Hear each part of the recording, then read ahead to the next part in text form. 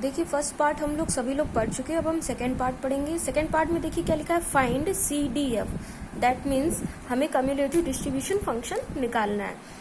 CDF निकालना है, हमें फंक्शन की वैल्यू भी गिवन है, ठीक है। तो CDF निकालने के लिए सबसे पहले हमें पता होना चाहिए फॉर्मूला क्या होता है। तो देखिए फॉर्मूला क्या है CDF के लिए, fx और x बराबर probability of x is less और equal x is equal to -∞ to x fx dx। तो देखिए क्या करते हैं, इसका फॉर्मूले के लिए मैं आपको बताती हूँ, ध्यान से देखिएगा सभी लोग।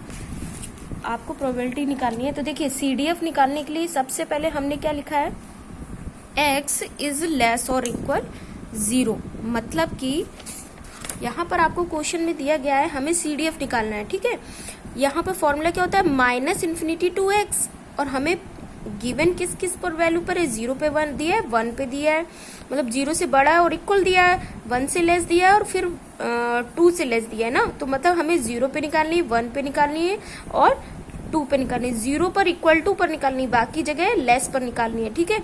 तो -∞ to x है, इसीलिए हम बारी बारी से इसको बाय पार्ट्स इंटीग्रेट करेंगे। तो देखिए कैसे करते हैं, देखिए मैंने क्या किया है, यहाँ पर x इज लेस और इक्वल 0, ये अभी मत पढ़िए, ये बाद में मैं बताती हूँ ये क्या है आपको, ठीक है। x इज लेस और इक्वल 0, यहाँ पर देखिए probability of x is less और इक्वल x, मतलब कि प्रोबेबिलिटी, अभी मैंने बताया कम्युलेटिव डिस्ट्रीब्यूशन फंक्शन का फॉर्मूला क्या होता है, -∞ to x fx dx, ठीक है ना। इसका सेंस सिर्फ इतना ही है, इसका मतलब ही ये होता है, ठीक है। दिस इज फॉर्मूला, ठीक है। अब यहाँ पर हमें x की वैल्यू देखिए, अगर हम यहाँ 0 रखेंगे तो क्या आएगा, -∞ to 0 fx dx, ये तो वैल्यू ही नहीं गिवन है भाई, ये देखिए 0 से दी है, -∞ to 0 तो दिया ही नहीं है, इसलिए इसका इंटीग्रल क्या हो गया है, 0 हो गया है, ठीक है।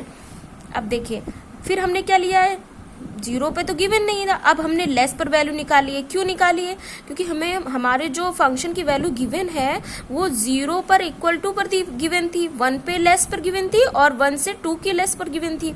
तो हमने 0 पर निकाली, तो 0 पे तो फंक्शन की वैल्यू डिफाइन ही नहीं थी, इसलिए 0 हो गया, ठीक है। अब ये देखिए क्या लिखा है मैंने, probability of x is less than 1, मतलब अब ऐसे फंक्शन की प्रोबेबिलिटी निकालनी है जो 1 से लेस है। तो 1 से लेस के लिए हमने फिर से फॉर्मूला कम्युलेटिव डिस्ट्रीब्यूशन का लगाया, क्या -∞ to x होता है। अब x की वैल्यू यहाँ क्या है, 1 है ना, तो -∞ to 1 fx dx। फिर देखिए ये क्या लिखा है, अब ये -∞ to 1 था, हमने पढ़ा था ना जब किसी फंक्शन को a to b इंटीग्रेट करते हैं, जैसे किसी कोई कर्व है हमारा a to b, इसको हमें इंटीग्रेट करना है, तो इसमें एक हम पॉइंट लेते हैं c और इसको ब्रेक कर लेते हैं, या तो a to c इंटीग्रेट कर लो और c to b इंटीग्रेट कर लो। सेम हमने वही चीज की है, हम -∞ to 1 था, हमने इसको ब्रेक किया, क्यों, क्योंकि हमें 0 पे फंक्शन डिफाइन था, 1 पे डिफाइन था, इसलिए हमने यहाँ पर देखिए क्या लिखा है, -∞ to 0 fx dx।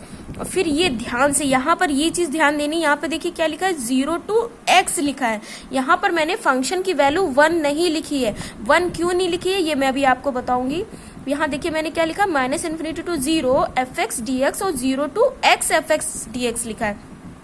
मैंने यहाँ पर फंक्शन की अपर लिमिट 1 नहीं ली है, और 1 क्यों नहीं ली है, इसलिए नहीं ली है 1 की वैल्यू, क्योंकि हमारा जो फंक्शन है वो लेस पर गिवन है, नॉट इक्वल टू पर गिवन है। अगर हम यहाँ पर 1 वैल्यू ले लेंगे मतलब कि ये फंक्शन हमारा ब्रेक हो जाएगा, जबकि हमारा फंक्शन ब्रेक नहीं है, हमारा फंक्शन कंटिन्यूअस है ना, कंटिन्यूअस चलता जा रहा है। अगर हम यहाँ पर 1 वैल्यू ले लेंगे तो ये हमारा फंक्शन ब्रेक हो जाएगा, इसलिए यहाँ पर वैल्यू x लिए, ठीक है।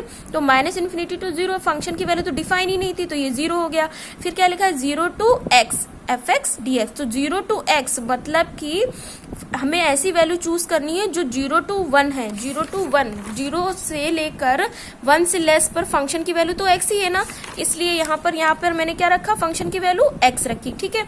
अब इसको एज इट इज इंटीग्रेट कर लिया। फिर देखिए हमारा कहाँ पर डिफाइन हो चुका, लेस और इक्वल 0 पर हो गया, लेस देन 1 पर हो गया। अब 1 से लेंगे तो 1 से लिया और 2 से लेस लिया, क्यों, फंक्शन की वैल्यू इस पर भी डिफाइन थी।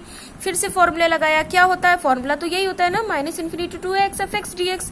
फिर यहाँ पे देखिए हमने क्या किया, 1 से लेना था, 1 से बड़ा और 2 से छोटा, इक्वल टू नहीं है, ठीक है।